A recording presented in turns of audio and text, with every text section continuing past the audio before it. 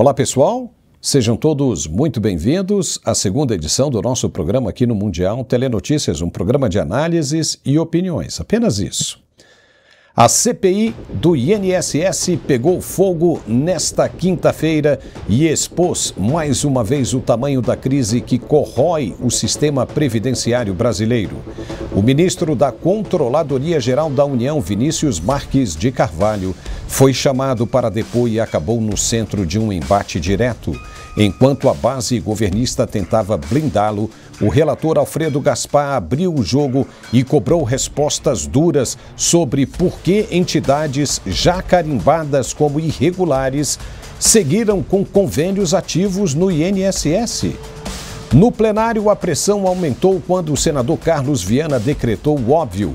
Todos os mecanismos de controle falharam e a fraude aconteceu. Mas o escândalo não parou por aí. Novos dados revelaram que o careca do INSS movimentou milhões de reais e repassou 5 milhões à publicitária Daniele Fonteles, ligada a campanhas do PT. Um episódio que levou Sérgio Moro a pedir quebra de sigilos. Para piorar, o COAF confirmou que a CONTAG, presidida pelo irmão de um deputado petista, girou 2 bilhões em apenas um ano, sem explicações claras. E ainda assim ficou de fora da lista de entidades processadas pelo INSS.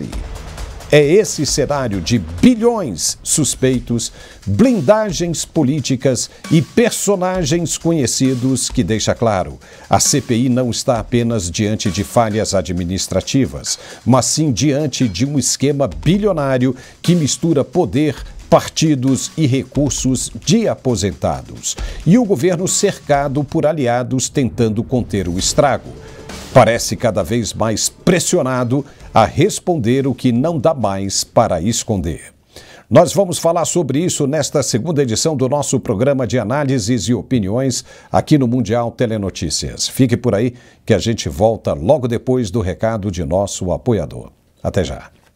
Bom dia, eu sou a dona Terezinha, estou gostando muito do medicamento, estou chorando de alegria, que eu achei que eu não ia encontrar um remédio que ia fazer o efeito que está fazendo. Eu tenho muito que agradecer a vocês, que eu vi no programa dele e pedi, tem muita gente querendo pedir também. Muito obrigado por tudo, viu? Recebi direitinho. Olá, Paulo, que alegria mais uma vez aqui no seu programa, junto a essa nossa grandíssima audiência, porque aonde tem informação de primeira, tem que ter produto de primeira. E para você que sofre com dor, você acabou de ouvir mais um depoimento, mais um testemunho e mais uma história de uma pessoa que hoje não sofre mais com dor por conta desse produto maravilhoso. Gente, o Articulark, ele é eleito o melhor produto ortopédico do Brasil e o único produto que consegue dar resultado já na primeira semana de uso. E isso acontece por conta da fórmula nobre, por conta da fórmula premium que ele tem. O Articulark tem todas as propriedades que um ortopedista recomenda. Ele tem uma alta concentração de condroitina, magnésio, cúrcuma, vitamina D, cartilagem C2 e esse produto ele é um produto riquíssimo em ácido hialurônico ortopédico, que hoje é a melhor substância que existe contra a dor e contra o desgaste, principalmente pra gente que trabalha bastante, tem aquela rotina puxada e infelizmente não está conseguindo fazer as atividades do dia a dia por conta da dor. E isso é natural, né? Porque a dor, ela desanima mesmo, ela deixa a gente pra baixo, ela impede que nós possamos fazer as coisas do dia a dia. O que não é natural é se acostumar com a dor, é deixar a dor tomar conta da situação, ainda mais sabendo que existe um produto como esse que consegue acabar com a dor na primeira semana de uso. É o produto mais forte que existe hoje no Brasil, justamente por conta da combinação dos nutrientes, e o que manda é o ácido hialurônico com a condroitina. Gente, essa mistura tem o poder até de restaurar aquilo que foi perdido, a cartilagem que hoje já não existe mais. O ácido hialurônico ele reconstrói. Por exemplo, hoje um atleta profissional, uma pessoa que tem um alto rendimento físico, quando ela se lesiona, o departamento médico aplica essa injeção de ácido hialurônico porque a recuperação é mais rápida. É por isso que hoje lesões são recuperadas de forma mais rápida. Antigamente não tinha isso e hoje a tecnologia está ao nosso favor e é por isso que o Articular-Q é o melhor produto no Brasil. Tecnologia de ponta e a nanotecnologia que consegue identificar aonde é que está o desgaste, aonde é que está a inflamação e carrega os nutrientes direto para o ponto focal da dor. É por isso que a dor desaparece de forma rápida, porque quem tem dor tem pressa e quem tem pressa usa Articular-Q. E aproveita hoje, porque hoje estamos com uma promoção imperdível. Hoje, somente hoje, para os 50 primeiros telespectadores que ligarem a partir de agora, desconto de 80% na nota. É só você ligar 0800 591 4391 0800 591 4391. Vou repetir.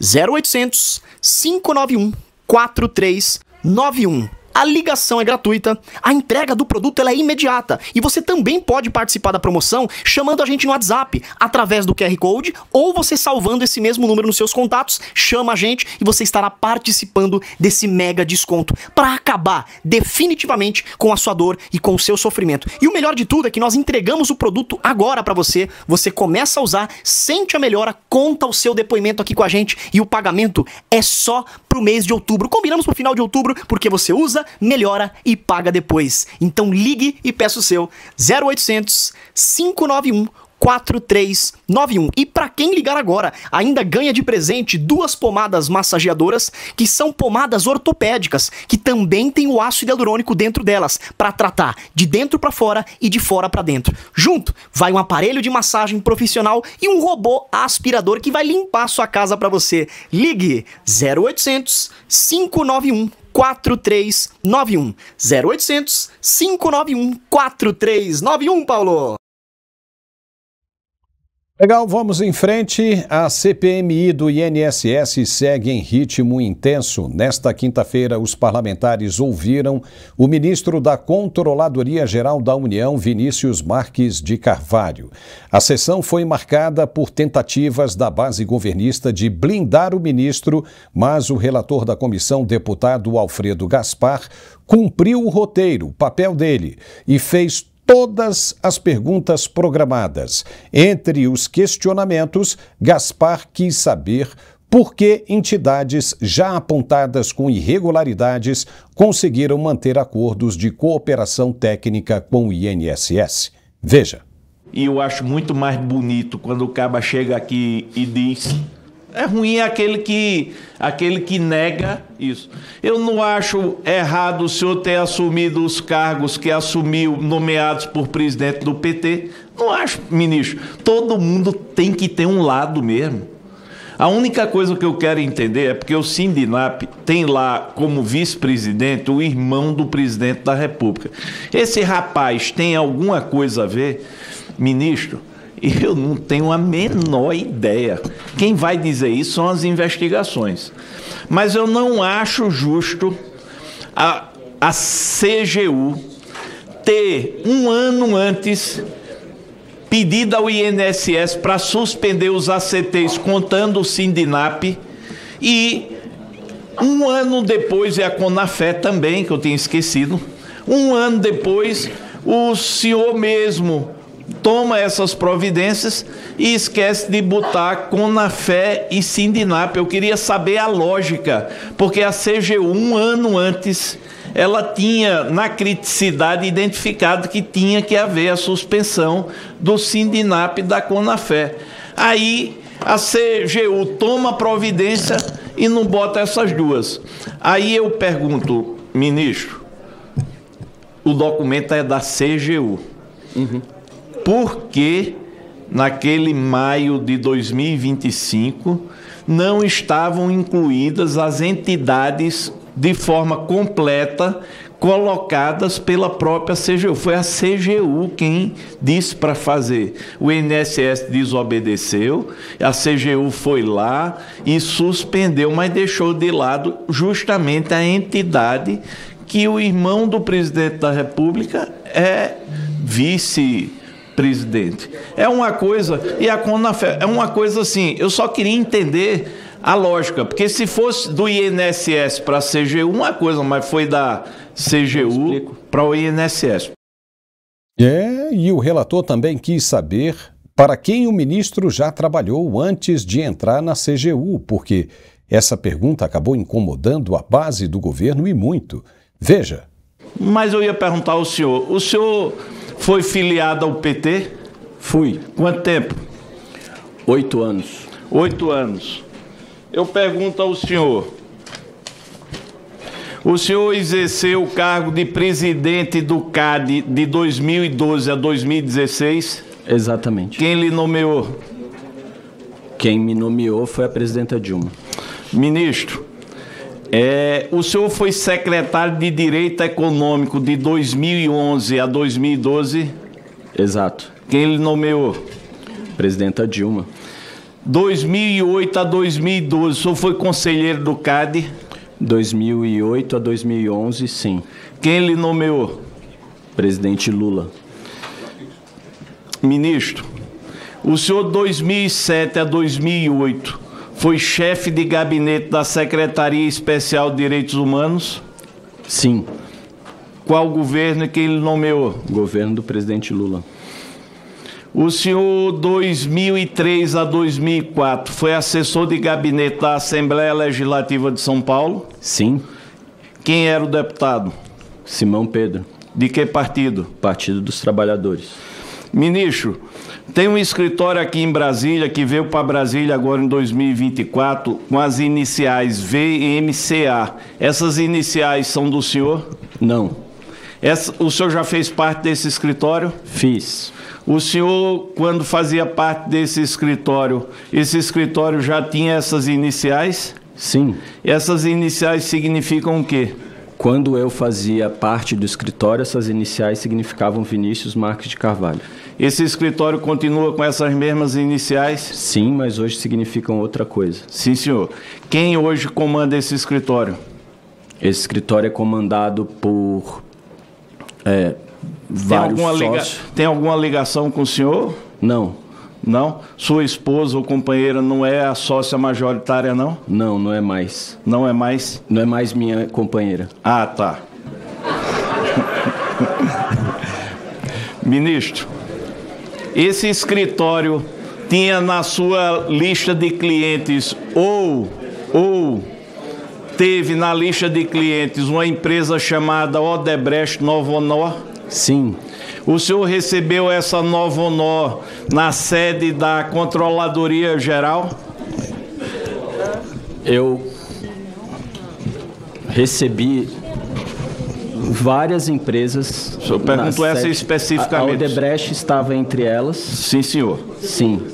Tá. Presidente. Tem. Vocês não estão deixando. Excelência. Vocês não estão. Não, presidente, eu não aceito, presidente. Não. Deixa o relator falar, pelo amor de Deus. Eu não aceito, presidente. Para de cercear o relator. O que é isso? Qual a pertinência temática? O que é isso? Só para saber isso. Senhores, o relator... Tentativa de criar um embaraço na opinião pública brasileira, só isso. Só um instante, relator. Só um instante, relator. Vou chegar lá agora, presidente. Só um instante, relator. Eu quero que garanta a minha palavra. Não, só um instante. Não, vai ser garantida quando começar a tratar da CPI e do tema dela. Não, presidente. Aí será não tudo garantido. É criar Eu vou... um embaraço Senhores, na opinião pública. Talvez a mesma que o senhor tenha. Só isso, criar Vou pedir um favor. Teve quando foi juiz. Não, presidente. A mesma. Isso não se Deve admite ser. aqui, não. Ou a CPI... eu vou... Quem está sendo imparcial? Eu vou suspender... O senhor Manera, então. O senhor virou pra mim, eu não tô falando com o senhor, tô falando com o presidente. Quem está Tô sendo falando com o parcial presidente, com o agora, hein, relator. Só um instante. Só um instante.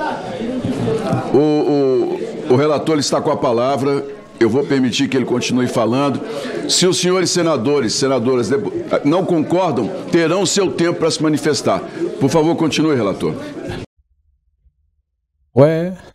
Na avaliação do presidente da CPMI, senador Carlos Viana, ficou muito claro, com o depoimento do ministro da CGU, que todos os mecanismos de controle falharam, e falharam feio, e a fraude no INSS aconteceu. Veja. O que está muito claro, a meu ver, nas falas do ministro da Controladoria Geral da União, os dados apresentados, é de que todos os nossos mecanismos de controle contra a corrupção, contra o desvio de dinheiro, especialmente na Previdência, falharam. Está óbvio que se nós tivéssemos conseguido impedir as falhas nas ACTs, que são os acordos de cooperação técnica, as falhas nos descontos sem autorização dos aposentados e pensionistas, nós teríamos evitado que bilhões de reais fossem roubados dos nossos aposentados e pensionistas. As primeiras denúncias vêm de 2016 em pequena quantidade, 2019 elas aumentam e vêm em seguida.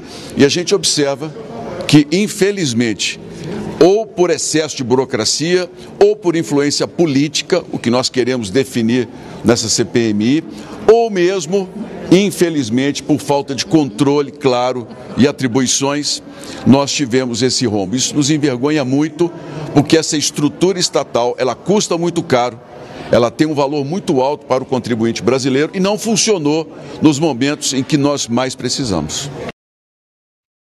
Pois é, os dados de investigações enviados à CPMI revelam que Antônio Carlos Camilo Antunes, o careca do INSS, transferiu 5 milhões de reais para a publicitária Daniele Miranda Fonteles.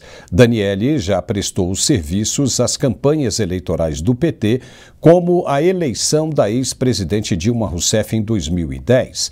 E de acordo com as defesas do careca do INSS e de Daniele também, o pagamento foi parte da compra de um imóvel em uma negociação que acabou não se concretizando. Mas e daí? O dinheiro voltou para o careca ou não? Ninguém ainda falou sobre isso. Mas o senador Sérgio Moro vai pedir a quebra dos sigilos bancário e fiscal da empresária. Veja. Olha, veio a informação a partir das quebras de sigilo do careca do INSS, o Antônio Antunes, e de suas empresas, de um pagamento de cerca de 5 milhões a essa senhora. É uma senhora que no passado fez campanhas aí de propaganda política para agentes políticos do PT. É claro que ainda vamos apurar esse fato para entender qual foi essa relação. O fato é que o careca do INSS e as empresas dele receberam milhões, centenas de milhões de reais desviados dos aposentados e pensionistas do INSS, e todas as transações que ele realizou, especialmente as vultosas, são suspeitas, têm que ser apuradas. Então, o primeiro passo é essa quebra de sigilo fiscal e bancário. Vamos ver esses documentos, aguardar eventualmente o encaminhamento de explicações por parte dessa senhora sobre o que aconteceu. Se isso não for justificado e se continuarem a haver suspeitas de que pode envolver uma atividade criminosa, nós vamos convocá-la daí para prestar depoimento. A CPMI recebeu um relatório do COAF que acendeu um outro alerta perigoso em Brasília. A CONTAG, entidade presidida por Aristides Vera Santos, irmão do deputado Carlos Veras, do PT de Pernambuco, movimentou cerca de 2 bilhões em apenas um ano. Foram mais de 1 bilhão em receitas e outro bilhão em pagamentos, valores considerados atípicos pelos órgãos de controle, principalmente pela ausência de justificativas claras para parte dos repasses. O caso se torna ainda mais sensível porque a CONTAG tem ligação histórica com o PT e, apesar do montante bilionário, não entrou na lista das 12 entidades que o INSS decidiu processar administrativamente. A justificativa oficial do Instituto é que a triagem priorizou associações fantasmas ou ligadas diretamente a esquemas de propina já identificados. Ainda assim, a decisão levantou críticas dentro e fora da CPMI, já que tanto a CONTAG quanto o Sindinap, sindicato associado a Frei Chico, irmão do presidente Lula, figuram entre as organizações que mais arrecadaram com descontos automáticos em benefícios de aposentados. Enquanto opositores apontam para uma blindagem política, a direção da CONTAG nega qualquer irregularidade e afirma que todos os recursos têm origem identificada e foram usados de acordo com a legislação. O episódio escancara o tamanho do problema que a CPMI tenta desvendar. São bilhões de reais movimentados em nome de entidades ligadas a políticos, sem que a fiscalização consiga oferecer respostas convincentes sobre a transparência, o destino e o controle desses recursos. Vamos conversar agora com o nosso analista de geopolítica, Gerson Gomes. Daqui a pouco a gente vai falar bastante do internacional. Mas, Gerson Gomes, que situação é essa? Só deu o PT nessa bagunça toda? E por quê? Como justificar a reação da bancada esquerdista aí nessa CPMI? Como explicar isso? Eles não deveriam estar lutando pelo esclarecimento dessas irregularidades? Seja bem-vindo, Gerson. Pois é, Paulo, parece que a história ela não serviu para ensinar e, pior, as experiências do passado, e a nossa audiência, que é muito qualificada, lembra do que ocorreu no Mensalão. E parece que não houve arrependimento, não houve mudança de atitude, mudança de rumo, conversão de lá para cá. Veja que, por exemplo, quando nós olhamos para o Mensalão, também foi um esquema muito parecido, só que em vez de drenar recursos agora do INSS, que são recursos bilionários, à época eram recursos milionários desviados do Correio. E por que foi montado aquele esquema? Porque o PT, à época, queria garantir a governabilidade comprando os partidos pequenos, os partidos de centro. Alguns desses partidos, inclusive, que hoje integram o Centrão. Mas parece que o ensinamento não foi absorvido. Veja só, à época, o Roberto Jefferson, que integrava o esquema desses partidos, acabou denunciando o que aconteceu e colocando José Dirceu à frente, que assumiu toda a responsabilidade para que Lula não fosse indiciado como chefe da organização criminosa. Quem foi condenado à época do Mensalão? José Dirceu, José Genuíno, que era o presidente do partido, Delúbio Soares, que era o tesoureiro do Partido dos Trabalhadores. É claro, também foi condenado o articulador, que lembra agora até o caso dessa senhora que você acaba de citar, que recebe dinheiro ali, que também fez as campanhas, a parte de publicidade, porque também o Marcos Valério, à época, ele criou uma forma de drenar recursos do Banco do Brasil, inclusive, para colocar na mão desses políticos que estavam sendo comprados. Bom, os anos avançaram, houve muitos condenados, inclusive o próprio Valdemar da Costa Neto, não podemos esquecer, o atual presidente do PL. Espero que ele já seja alguém que possa ser arrolado entre os arrependidos e que mudaram de atitude. O próprio Roberto Jefferson disse que pagou os seus anos de prisão e que ele se arrepende e que ele está convertido, mudou de atitude. Não sabemos. Sabemos que ele foi perseguido pelo Supremo Tribunal Federal, em especial pelo ministro Alexandre de Moraes. Queremos crer, então, que eles estão em times diferentes. Agora, no que diz respeito ao processo hoje, o que nós olhamos do passado e que eu não canso de lembrar que o nosso vice-presidente vaticinou que se Lula voltasse ao Palácio do Planalto, essa organização, essa quadrilha, como ele denominou, voltaria ao local do crime, é o que nós estamos vendo. Quando você fala que a participação, vários integrantes da base do governo estão ali obstaculizando, tentando impedir que pessoas sejam convocadas. Eu vi uma imagem essa semana muito estranha, Paulo. Eu te confesso, eu vi a Soraya Tronic ali falando no ouvido dos advogados, tentando não permitir que a oitiva acontecesse de uma maneira natural e pior, eu a vi celebrando depois a não convocação, se alegrando a não convocação daquele que pode, inclusive, esclarecer uma série de fatos que o careca do INSS não esclareceu, porque ele é um dissidente que agora se torna inimigo, foi sócio, estava trabalhando junto e tem um monte de informações. Então, Paulo, o que eu quero te dizer é o seguinte, logo no início, é que esse filme a gente já viu, esse filme a gente conhece, mas por que ele está se repetindo, já que a gente teve essa experiência no passado? Por causa da impunidade. por causa da convicção que esses atores têm, que agora eles têm o STF dominado. Agora não vai acontecer aquele julgamento que a gente viu no passado, que nós vimos ali, foi a primeira vez que o STF ganhou visibilidade, ganhou notoriedade. Talvez hoje, né, eles imaginem, Paulo, que o STF nessa configuração conseguirá abafar. Mas olha, durante esse nosso programa hoje eu vou te trazer alguns dados daqui do internacional, que eu creio que a cavalaria americana talvez esteja chegando aí para nos socorrer nesse momento. Com toda certeza, a gente vai falar muito disso daqui a pouquinho. Eu vou te pedir um tempo aí, que nós vamos chamar agora o recado do nosso apoiador e a gente volta logo na sequência, porque a gente ainda tem um montão de coisas para falar. Fique por aí, até já. Você sabia que o Brasil lidera o número de pessoas com ansiedade? São mais de 18 milhões de pessoas. E que mais de 11 milhões de pessoas sofrem de depressão? Pensando em contribuir para a melhor qualidade de vida dessas pessoas, a Arque Suplementos traz para o Brasil o cogumelo Juba de Leão.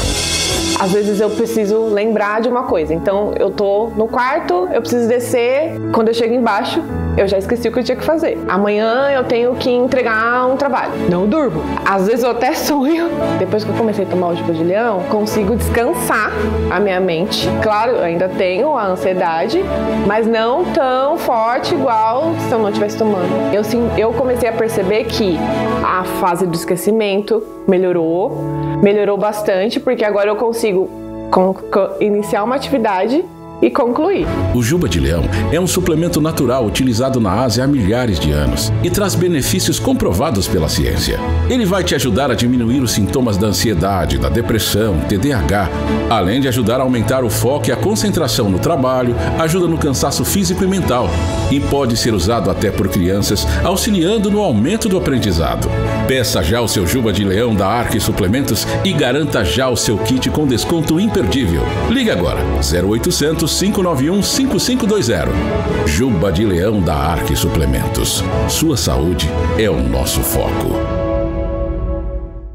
Olá, meu querido Paulo, que alegria mais uma vez aqui, e dessa vez para falar desse produto que está sendo um sucesso mundial, gente, o cogumelo Juba de Leão. E quando a gente fala em cogumelo Juba de Leão, eu tô falando de um produto que já é consumido em diversas culturas, principalmente na Ásia, países do continente asiático, eles consomem o próprio cogumelo, para poder ter mais concentração, para poder ter mais foco, para poder ter mais memória, para poder tirar a ansiedade. E quando a gente fala em ansiedade, a gente sabe que o Brasil, ele é líder em pessoas diagnosticadas com ansiedade. São mais de 18 milhões de brasileiros que passam por isso. Então, eu quero a sua atenção, você que trabalha com altos resultados, você que trabalha com metas, com números, você que tem equipe, você que é médico, advogado, você que tem o seu próprio negócio, você que infelizmente não consegue mais se concentrar, chega em casa com aquele cansaço mental que não consegue nem conversar, nem ter um diálogo entre a sua família por conta disso. O cogumelo Juba de Leão é para você. Esse produto ele é muito consumido também nos Estados Unidos e lá ele é conhecido como Lion's Mane. Então é um produto que é conhecido mundialmente e agora também está fazendo um sucesso absurdo aqui no Brasil. Gente, o melhor de tudo, sabe o que é? É que esse produto ele também pode ser usado por crianças. Então ele melhora o aprendizado escolar, ele melhora a comunicação, ele melhora a parte locomotora, então para quem tem aquele filho que não se desenvolve, é maravilhoso. E o cogumelo Juba de Leão, ele também trabalha diretamente na parte intestinal, que é a extensão do nosso cérebro, né? Para quem tem gastrite nervosa, a bactéria H. pylori, para quem tem úlcera e gastrite, ele é maravilhoso porque tem uma ação anti-inflamatória e uma ação cauterizadora. É maravilhoso para quem tem problemas intestinais, gastrointestinais. Então para você que sofre com esse tipo de problema, cogumelo Juba de Leão. Então hoje, eu vou fazer algo incrível aqui hoje. Hoje eu tenho uma promoção onde os 100 primeiros telespectadores que ligarem a partir de agora, eu vou dar um desconto de 80%. 80% para os 100 primeiros. É só você ligar 0800 591 5520.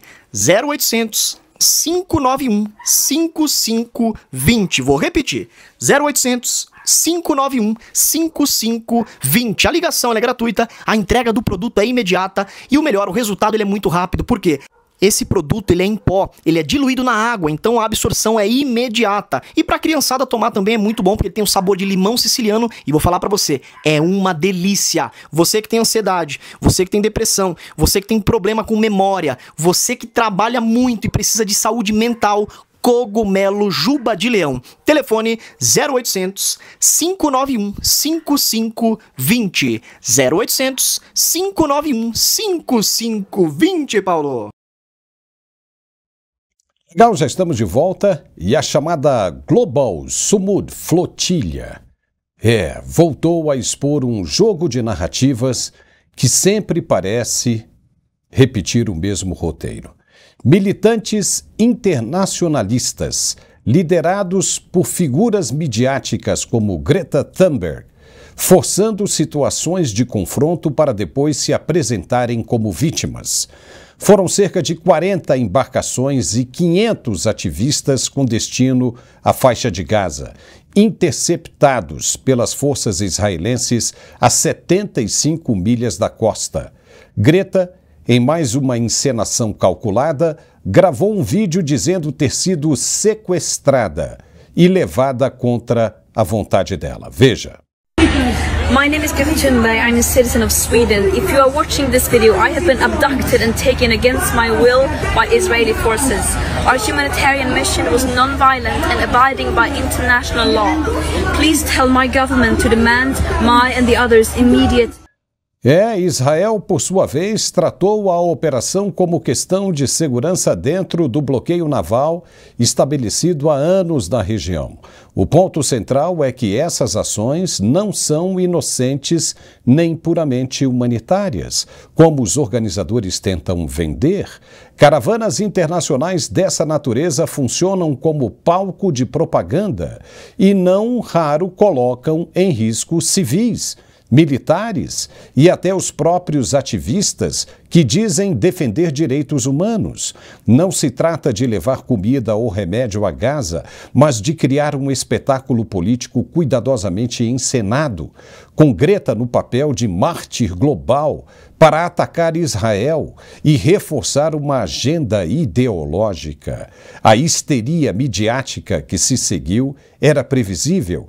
Protestos em várias cidades, declarações inflamadas de ONGs e acusações contra Israel por violação do direito internacional. Mas ninguém parece disposto a cobrar responsabilidade dos próprios organizadores da flotilha, que insistem em provocar deliberadamente situações de risco, explorando a imagem de jovens ativistas para capitalizar atenção. No fundo, o episódio revela mais sobre os métodos do ativismo globalista do que sobre o conflito em si. Greta e seus aliados não estão em busca de soluções concretas, estão em busca de palco. E enquanto usam a retórica humanitária como escudo, transformam crises reais em espetáculo, tratando a geopolítica como uma espécie de show onde eles sempre querem aparecer no centro da cena. Gerson Gomes, como é que você viu essa situação? Primeiro, como é que ela vai dizer que ela foi sequestrada? Nem ali deveria estar. Como é que ela vai numa zona proibida? E mais, Israel denunciou e provou que a flotilha na qual ela pertence, aonde ela estava, é patrocinada pelo Hamas. O que você diz sobre isso, Gerson? De fato, é uma operação midiática, a gente já sabe disso desde o ataque de 7 de outubro. Nós não podemos esquecer que aquele 7 de outubro de 2023, ele marcou um ponto de inflexão gigantesco nas tensões ali da região, porque o Hamas, ele durante muitos anos, na verdade décadas, ele foi financiado pelas próprias Nações Unidas. Veja que coisa interessante, foram as forças navais que interceptaram essa flotilha. É verdade, de Israel. Mas se fosse alguns anos atrás, poucos anos atrás, poderia estar ali um almirante brasileiro fazendo essa interceptação, porque a Unifil, que funcionou ali para tentar impedir justamente que os guerrilheiros que estavam levando armamentos, levando suprimentos para as milícias armadas, para os radicais islâmicos, não pudessem utilizar a via marítima. E inclusive, houve fragatas brasileiras e houve um almirante que liderou essa força naval que impedia justamente isso, que operações que eram travestidas de forças humanitárias levassem para a faixa de Gaza, por exemplo, equipamentos que foram utilizados naquelas quilômetros de túneis que foram construídos ali. Veja que nós chegaram ao ponto de receber muitos, mas centenas de tubulações, teoricamente, para fazer esgoto ou tratamento de água ou levar água para a faixa de Gaza. E depois nós vimos centenas, milhares de foguetes que foram fabricados nos túneis ali do Hamas, utilizando motores propulsores e cabeças de ogiva que foram acopladas, obviamente num projeto muito bem desenhado, a essas tubulações ali importadas. Então, hoje nós já temos muitas demonstrações, Paulo, de que esse antissemitismo, veja que ontem foi o Yom Kippur, um feriado importantíssimo, talvez o feriado mais importante para os judeus, e houve ataques em várias sinagogas na Europa. Na Alemanha eu vi uma imagem interessantíssima, que eu vi motociclistas e cristãos cercando as sinagogas para impedir que os ativistas ali atacassem as sinagogas durante o feriado. Então, esse antissemitismo está crescendo muito, a Greta é utilizada, é uma menina que a gente já viu ser instrumentalizada pela própria família, que a coloca nessas reivindicações aí ambientalistas de esquerda e que agora abraçou a questão da faixa de Gaza, que provavelmente nem ela conhece aquela situação. O que nós sabemos, Paulo, e que é muito importante a gente entender, é que essa situação na faixa de Gaza foi provocada por uma operação midiática. Não podemos esquecer que aquelas imagens que o Benjamin Netanyahu, ele divulgou para todo mundo, que ele colocou aquele broche com o QR Code e depois divulgou para o mundo inteiro, aquelas imagens que eu assisti lá em Israel, que mostram os terroristas assassinando, degolando, estuprando, fazendo tudo que a gente não poderia sequer imaginar. Eles mesmos filmaram e divulgaram, porque eles queriam chocar, causar o terror na população de Israel. E vou te dizer uma coisa, Paulo, o objetivo do Hamas era atrair as forças de defesa para a faixa de Gaza e causar exatamente isso que nós estamos vendo hoje. Um desgaste na imagem gigantesca, mas nós temos aí uma possibilidade de um acordo de paz se aproximando. Vamos ver o que vai acontecer, né, Paulo? Pois é, e é sobre isso que nós vamos falar. Donald Trump colocou pressão máxima sobre o Hamas ao dar prazo até este domingo para que o grupo aceite o acordo de paz apresentado por ele em conjunto com Israel. O recado foi claro e direto: ou há adesão imediata às condições estabelecidas, que incluem cessar-fogo, troca de reféns, desarmamento e reconstrução de Gaza sob supervisão internacional, ou haverá, como disse o presidente americano, um inferno nunca visto. A mensagem não é um mero exagero retórico, é a sinalização de que não haverá mais espaço para jogos duplos de uma organização que se esconde atrás da população civil enquanto financia sua máquina de guerra.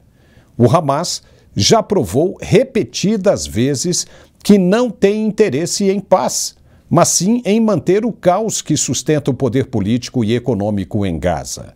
Por isso, rejeitar um plano que garanta a retirada gradual das tropas israelenses e abre caminho para a reconstrução da região significaria apenas prolongar o sofrimento da própria população palestina. Ao contrário da narrativa de vitimização que o grupo insiste em promover, o verdadeiro obstáculo para a paz não é Israel, mas sim o radicalismo do Hamas. A proposta de Trump tem méritos claros.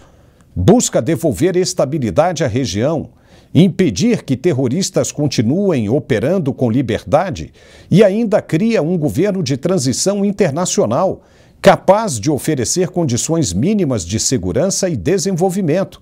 Israel, por sua vez, demonstra disposição em apoiar essa reconstrução, desde que seja garantido o fim das ameaças contra o seu povo.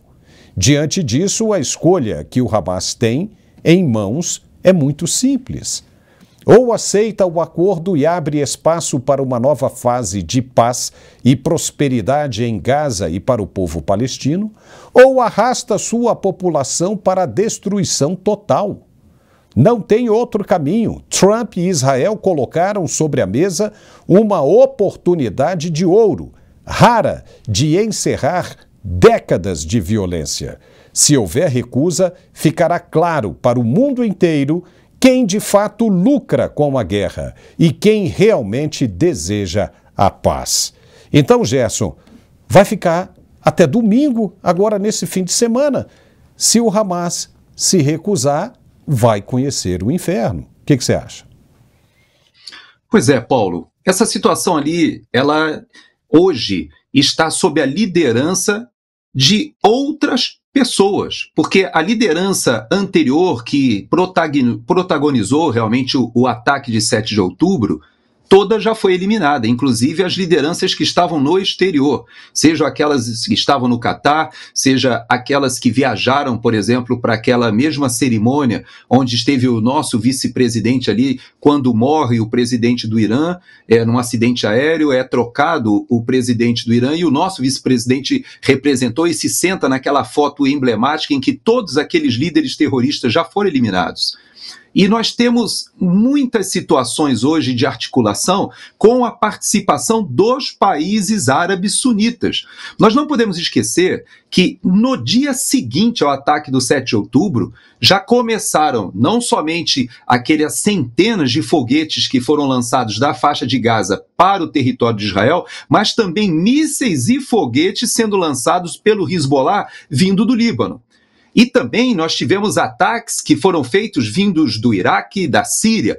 Tudo isso mudou, Paulo. Hoje o Hezbollah foi praticamente dizimado, a Síria hoje mudou o seu comando, Bashar al-Assad já deixou a Síria, que está sob um outro comando, que inclusive se afastou dos russos, se aproximou dos americanos e quer fazer o acordo de paz. Com isso cortou toda a linha de suprimento do Hezbollah e tirou também o apoio dos que estavam ali no Iraque, que eram iranianos combatentes. Não podemos esquecer do ataque que foi feito de Israel a cabeça de todo o sistema do Irã, e que inclusive teve o ponto final com o ataque com os B-2 americanos ali no Irã. Os Houthis no Iêmen estão praticamente eliminados ali na entrada do Golfo, que dá a entrada que dá acesso, né, ao canal de Suez ali no Mar Vermelho. Então a gente vê que a situação hoje do Hamas é muito diferente, Paulo. Eles não têm mais como negociar. Por quê?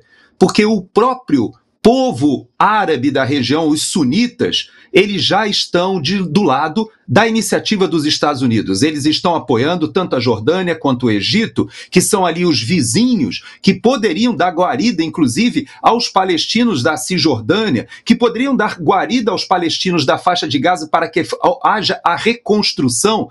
Hoje o presidente Trump ele já articulou com todas essas lideranças da região, dizendo, olha, nós podemos reconstruir, nós podemos fazer um consórcio, porque para nossa audiência, Paulo, eu finalizo para que as pessoas entendam do que eu estou falando. Você que é paulista, nós estamos falando de uma praia que é como se fosse Santos e São Vicente. É a mesma areia, é a mesma praia. É como se você estivesse separando Santos e São Vicente, dizendo, olha, Santos é a faixa de Gaza, São Vicente é Tel Aviv. É assim. A praia de Tel Aviv é a mesma praia, a mesma areia da faixa de Gaza. É como se você no Rio de Janeiro tivesse Copacabana, Ipanema, Leblon. Ipanema e Leblon separados ali, dizendo Ipanema é Tel Aviv, Leblon é a faixa de Gaza. E por que a gente não tem a riqueza, turismo? Por que a gente não vê isso tudo acontecendo para aquela população pobre? Por quê? Porque os melhores trabalhos que eles tinham eram dentro de Israel. E por que não havia turismo dentro da faixa de Gaza? Porque todo o dinheiro, bilhões que foram enviados ali, foram desviados para o combate, a destruição, o ódio a Israel. E é isso que a gente precisa entender. Hoje, o presidente Trump, que é um empresário, ele está dizendo para o mundo sunita ali, vocês têm tanta riqueza no Golfo Pérsico, vocês têm Dubai, vocês têm os Emirados Árabes, vocês têm toda essa riqueza aqui atraindo, inclusive, turistas do mundo inteiro. Por que vocês não fazem o mesmo na faixa de Gaza? E é isso que está em litígio agora e o mundo todo vai observar. Vamos ver. Eu não acredito que a autoridade palestina, que está ali na Cisjordânia, vá negar essa oportunidade, já que eles já tiveram outras oportunidades antes e perderam, né, Paulo? Vamos ver se agora funciona. Você lembra que na época da Fatah a coisa era mais amena, né? E aí o Hamas destituiu a Fatah para assumir o comando. O objetivo do Hamas é esse, é de ser um espinho na garganta. Vai ser difícil. Esse acordo de paz já foi tentado inúmeras vezes e por culpa do Hamas ele foi derrubado. Esse acordo agora, como a gente disse agora há pouco, é uma oportunidade de ouro. É fantástico, está tudo lindo e maravilhoso. A paz reinando no local, cada um com, né, o seu direito, com o seu costume, todo mundo vivendo em harmonia. E aí existe essa possibilidade da explosão turística e de recursos, né, entrarem em Gaza como nunca entraram antes. Mas aí você tem o Hamas. E o Hamas tem até domingo. Se o Hamas não entregar todos os reféns, porque Israel também disse que vai entregar os reféns. Para cada um refém que vier do Hamas, Israel vai devolver 10 dos palestinos. Então, quer dizer, é uma coisa muito justa. Vai haver fartura, alimentos, tudo, e o apoio para a reconstrução daquela área. Então, o que vai faltar? Vai faltar apenas o quê? Acabar com o ódio do Hamas contra o povo de Israel. E é isso que vai atrapalhar. Agora, depois não pode reclamar, né, Gerson? Depois do que foi proposto agora, que o mundo está vendo, se continuar nessa linha de conflito, o Hamas não vai ter como reclamar. E nós não podemos ver de novo Greta Thunberg, a deputada brasileira, que não vamos nem mencionar o nome dela aqui, esse pessoal todo correndo aí para fazer farofa com toda essa história aí, para ganhar mídia, para querer aparecer. No caso da Greta aí, a acusação séria de que a flotilha era patrocinada pelo Hamas. Mas depois deste domingo, se o Hamas não aceitar, aí vai ficar complicado, né? Uma pequena ressalva, Paulo, por favor, é que você falou muito bem sobre os reféns. Eu, quando estive em Israel, havia homenagem a todas essas pessoas que foram levadas propositalmente para a faixa de Gaza, e eu me lembro de um fato que me deixou extremamente entristecido, porque o nosso embaixador, à época o Brasil tinha embaixador em Israel, hoje a relação do Brasil com Israel está tão desgastada que nem embaixador nós temos mais lá, mas na época nós tínhamos um embaixador, e esse embaixador nos disse, estivemos ali, deputadas brasileiras estiveram com o embaixador conversando, e eu me lembro que ele disse que não foi conhecer ali o local dos ataques porque ele não queria se expor àquela insegurança de visitar aquela região. E nós fomos lá, havia segurança da parte de Israel, mas o mais que me deixou mais triste foi quando ele disse que ele não entendia como é que o Hamas estava concordando em devolver alguns reféns naquele momento, porque ele, segundo ele, o Hamas não tinha nada a ganhar devolvendo os reféns porque ele estava perdendo moeda de troca. Olha o que o embaixador brasileiro foi dizer, que os reféns eram moedas de troca do Hamas. E nós não estamos falando de troca quando você disse que o mesmo número será liberto por Israel. Israel não tem refém. Israel tem presos, prisioneiros que foram feitos em combate ou terroristas que foram julgados e condenados segundo o devido processo legal. São pessoas que foram processadas e submetidas, tiveram defesa, porque o Estado de Israel, ao contrário do que as pessoas às vezes imaginam, é a única democracia no local e que você tem cidadãos árabes, você tem no parlamento representantes árabes, as pessoas ali têm árabes dentro do sistema hospitalar, dentro das escolas, você tem sinagogas funcionando do lado de igrejas cristãs e do lado de mesquitas.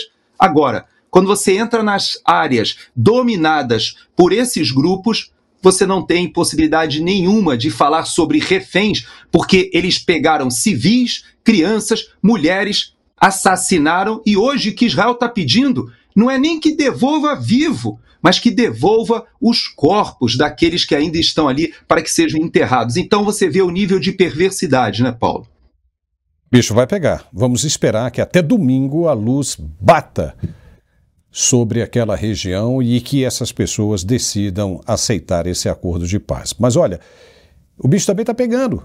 No Caribe, Donald Trump voltou a transformar firmeza em ação concreta ao divulgar nas redes sociais o vídeo em que a Marinha dos Estados Unidos destrói mais uma embarcação venezuelana usada para o tráfico internacional de drogas. Sob sua ordem direta, a operação resultou na morte de 4 criminosos apontados como narcoterroristas. A inteligência americana confirmou que o barco seguia por uma das rotas mais usadas por cartéis que operam a partir da Venezuela, um país que, sob a conivência do regime de Nicolás Maduro, se tornou um verdadeiro santuário do narcotráfico.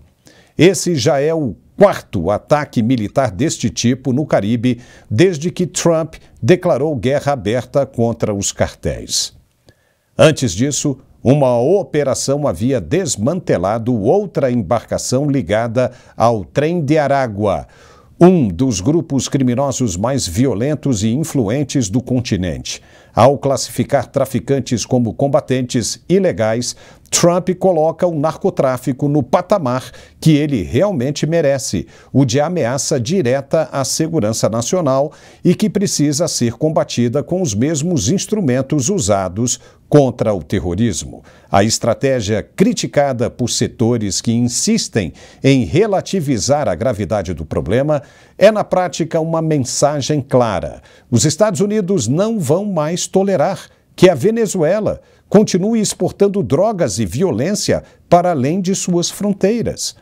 O sistema criminoso instalado no país não apenas financia o regime de Maduro, como também espalha insegurança e morte pela América Latina inteira e pelos Estados Unidos. Trump, ao contrário, mostra ao mundo que não basta discurso, é preciso ação e ação dura. Ao autorizar e exibir essas operações, ele reafirma que proteger a população americana e enfrentar o crime organizado transnacional exige coragem política e determinação. Se há quem enxergue riscos diplomáticos, a verdade é que o recado aos cartéis é inequívoco. Quem tentar usar o Caribe como rota do tráfico vai encontrar a força naval dos Estados Unidos pela frente. Agora, Gerson, pelo que a gente tem visto ali, é tiro de canhão em formiguinha, né? Com toda certeza, os Estados Unidos têm alguma outra estratégia por trás disso aí, né? Não tenha dúvida, Paulo. Como você disse, é utilizar uma força militar que está superdimensionada para simplesmente ficar interceptando esses pequenas lanchas e barcos que fazem o narcotráfico. Isso é um trabalho que muitas vezes era atribuído até à guarda costeira e você não precisava mobilizar fragatas, destroyers, várias aeronaves de última geração, F-35, e submarinos nucleares, inclusive, que já estão posicionados na região. E quando a gente fala de submarinos nucleares, nunca é bom esquecer, não que estejam com ogivas nucleares, mas tem propulsores nucleares que fazem com que eles fiquem submersos durante todo esse período e ninguém sabe aonde eles estão. Então há todo um controle do espaço aéreo, do espaço naval. E isso, obviamente, não é para simplesmente atacar essas lanchas com 3, 4 motores super velozes, levando essas drogas que estão quase que colapsando o sistema de transporte, porque são produzidas e precisam chegar ao destino final para a venda. E isso, obviamente, é um mercado extremamente lucrativo que eles precisam desatar esse nó. A pressão é grande dos próprios traficantes, mas o que deixa a comunidade internacional muito preocupada é justamente o fato de que, com a classificação que o presidente Trump fez de dizer que essas organizações não são de traficantes e nem somente de traficantes ligados ao governo Maduro, mas que são narcoterroristas, você faz uma sinergia entre o Departamento de Justiça, o Departamento de Estado, o Departamento de Tesouro, por que não dizer, porque há vários desses muito parecidos que estão sancionados também com a Lei Magnitsky, também na Venezuela, inclusive juízes, não é só o Alexandre de Moraes no Brasil. Hoje o Alexandre de Moraes ele está sendo comparado ao que é feito para esses grupos de narcoterroristas. E o que nós vimos na Assembleia Geral da ONU foi o presidente Lula fazer uma defesa, não dos narcoterroristas, mas dizendo que ao utilizar força armada contra esses traficantes, que segundo o governo brasileiro são apenas comerciantes de drogas pequenos que não deveriam sofrer esse tipo de ação. Então os Estados Unidos hoje, como você disse, eles preparam sim uma ação muito maior. Não vejo como Maduro se sustentar no governo da Venezuela. Já existe, inclusive, muitas ações pensando como serão os 100 primeiros dias de Edmundo Gonzalez e Maria Corina Machado com a participação, com o apoio dos Estados Unidos. Há interesses ali, obviamente, ligados ao petróleo, nós sabemos. Tudo isso a gente sabe, mas eu quero te fazer uma provocação final do que eu vou te dizer, Paulo. Hoje, exatamente quando a gente está conversando, existe uma operação gigantesca das Forças Armadas Brasileiras, a Atlas 2025, com quase 10 mil homens naquela região. E aí a pergunta que eu te faço, Paulo, é a seguinte: é coincidência ou é sincronia das operações brasileiras com as operações dos Estados Unidos? Nós temos um general do Exército Brasileiro aqui no Comando Sul, aqui na Flórida, participando da coordenação desses ataques na Venezuela. E eu te pergunto, você acha que com o ministro da Defesa, com Pires na mão, esta semana, lá no Senado, na Credem, dizendo que as Forças Armadas Brasileiras não têm dinheiro para gasolina, não tem dinheiro para munição, e de repente você faz uma operação com quase 10 mil homens, Exército, Marinha, Força Aérea, em 4 estados, porque você pega o Amazonas, pega também Roraima, pega o Amapá e pega também a parte do Pará ali, da foz do rio Amazonas, uma região gigantesca, e você está com uma operação dessa monta exatamente nesta semana, Paulo. Eu digo para você, será coincidência ou sincronia entre as operações do Brasil e as operações do governo americano? Porque nós não podemos ter multidões fugindo para Pacaraima, ali em Roraima. A Operação Acolhida já estaria colapsando se de repente nós tivéssemos mais multidões. Mas além disso, nós temos ali o narcotráfico, nós temos a presença do garimpo ilegal, nós temos a presença do PCC, do Comando Vermelho disputando áreas com os traficantes venezuelanos. É muita coisa, Paulo, acontecendo na nossa fronteira norte. Eu quero crer que isso não é surpresa para a inteligência militar e que há sim uma sincronia, viu, Paulo? Gerson, você é militar de alta patente. Você, por muito pouco, porque talvez não quisesse ou não quis, não saiu general, então você tem fontes, né, muito confiáveis, né, dentro do Exército Brasileiro. Então, se você está dizendo, meu amigo, nós vamos acreditar em você. Você tem coisa que você ainda não pode dizer aqui, mas é muito bom. E é muito bom a gente pensar por esse lado de que os militares brasileiros estão afinados com os militares americanos, porque não vai ter jeito das forças armadas brasileiras avançarem, crescerem sem o apoio dos Estados Unidos. Isso não terá jeito. E é interessante ver um momento como esse. Nós vamos ter a resolução dessa questão lá no Oriente Médio neste fim de semana, passando isso porque nós vemos e entendemos que o Donald Trump tem problema demais. Você vê o problema dentro dos Estados Unidos aí, do shutdown, né, dos democratas tentando atrapalhar a administração Trump, fechando tudo. Tem gente que vai ser demitida de montão, a maior demissão em massa nos Estados Unidos por causa dos democratas, por causa da atitude dos democratas, que são uma espécie do PT dentro dos Estados Unidos. Então, veja, Trump tem um monte de coisa para resolver. Por isso, muitos brasileiros, muita gente anda impaciente, né, achando que ele poderia acelerar um pouco mais. Mas Trump tem muita coisa para resolver. Tem essa questão do Oriente Médio, tem as questões internas e ainda tem essa questão do Caribe. Acreditamos que depois desse fim de semana, a qualquer hora, pode acontecer aquilo que muita gente está esperando com relação a Nicolás Maduro. Agora, uma informaçãozinha só rápida que chegou aqui, você deve ter ouvido, Gerson, que o ministro Alexandre de Moraes liberou o ex-presidente Jair Bolsonaro para dar uma entrevista, né, num programa de podcast. Mas aquilo estava soando mais como uma armadilha, porque não há motivos hoje para Jair Bolsonaro permanecer preso. Não há, e no entanto ele continua preso.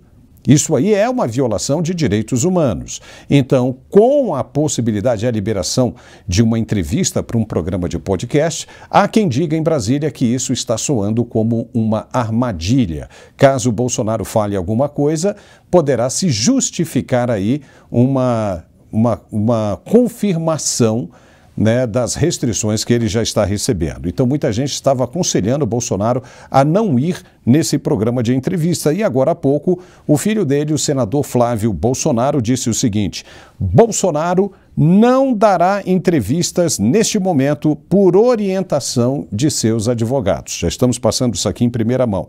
Para que seja possível, entendo que seriam necessárias algumas condições. Por exemplo, que seja ao vivo e não gravado, e com a garantia de que suas cautelares não serão agravadas conforme o que ele responder. Tá vendo aí? Tá todo mundo já entendendo isso. Do jeito que está hoje, me parece uma pegadinha. Suas considerações finais, Gerson. Eu vou terminar com uma frase do meu grande amigo Roberto Mota, que colocou nas suas redes sociais. Ele é muito sucinto, ele tem essa habilidade, e ele disse só o seguinte: regra fundamental, desconfiar de personagens que surgem do nada para se tornar grandes defensores de bandeiras de direita. Quem aplicou essa regra desde 2018 se arrependeu poucas vezes. Muito sábio o Roberto Mota, essa ideia que foi aí um podcast da direita que faria essa entrevista. Obviamente, se o presidente Bolsonaro fosse conceder uma entrevista, ele escolheria um dos seus veículos, muito provavelmente a Auriverde, onde eu estive hoje de manhã, e que ali sim poderia ser feita uma entrevista ao vivo, em um ambiente que ele sabe que não é um ambiente hostil e que poderia ser reproduzida depois por todos os outros canais, mas não era o que estava se delineando. O Roberto Mota é muito sábio quando diz que a gente deve ter um pé atrás, desconfiança com aqueles que surgem do nada e se dizendo defensores da bandeira ou das bandeiras de direita. Eu deixo no final um convite para a nossa audiência. Amanhã, às 11 horas da manhã, eu estarei debatendo com Silvio Navarro essa questão militar do Brasil, operações dos Estados Unidos, o discurso que o Pete Hegseth fez aqui para os oficiais generais e como a gente pode aproveitar algumas dessas ideias para refletir com o que está acontecendo com as nossas Forças Armadas brasileiras, dentro de outros assuntos que com certeza a gente vai estar falando no contexto da política brasileira. Então amanhã, 11 horas da manhã, eu estou com Silvio Navarro, Paulo. Tá certo, Gerson, muitíssimo obrigado. Segunda-feira a gente está de volta e olha, me arrisco dizer uma coisa, eu acho que Nicolás Maduro talvez não aguente mais uma semana, viu? Forte abraço, Gerson, e até segunda-feira. Até segunda, se Deus quiser. Muito bem, nós ficamos por aqui. Foi muito bom esse nosso bate-papo e nós temos aqui um recadinho aqui para você, que gosta de se sentir bem, gosta de aromas, de fragrâncias excepcionais. Uma noite em Sevilha, você precisa experimentar esse perfume.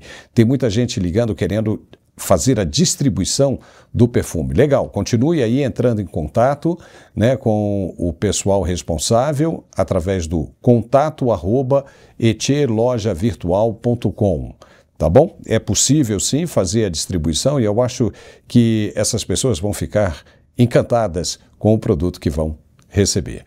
Olha, ficamos por aqui, valeu demais e segunda-feira nós estamos de volta ao meio-dia com a edição exclusiva para os membros do canal. Se você ainda não é membro, se torne o mais rápido possível, porque segunda-feira, ao meio-dia, nós temos muitas informações interessantes e exclusivas para os membros, tá bom?